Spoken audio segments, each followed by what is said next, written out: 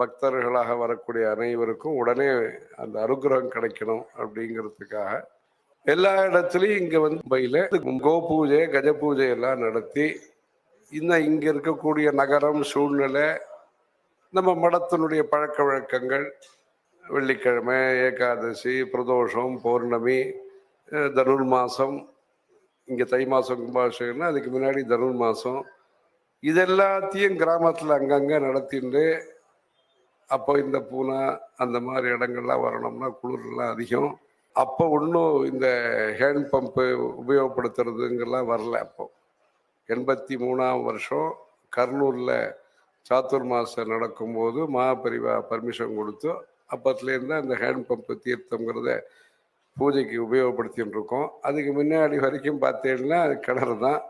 இப்படியே அந்த மாதிரி சௌகரியங்கள் எல்லாத்தையும் இங்கே இருக்கிற பக்தாலெல்லாம் நடத்தி கொடுத்து அங்கேருந்து பெரியவா இங்கே எல்லாம் நடந்தே வந்து மாத்தோங்கா அங்கேருந்தெல்லாம் இங்கேயே நடந்து வந்து செம்பூருக்கு வந்து இங்கெல்லாம் கேம்ப் பண்ணி அப்படி ஒரு உத்வேகம், அப்படி ஒரு உற்சாகம், அப்படி ஒரு உதவி, அந்த மாதிரி ஒரு இது பண்ணி அந்த சைத்தன்யம் அப்போ தேவைப்பட்டது. 1970ஸ்லேருந்து அந்த 80s வரைக்கும். வெற்றிவேல் முருகனுக்கு ஹரஹர சங்கர ஜெய ஜெய சங்கர்.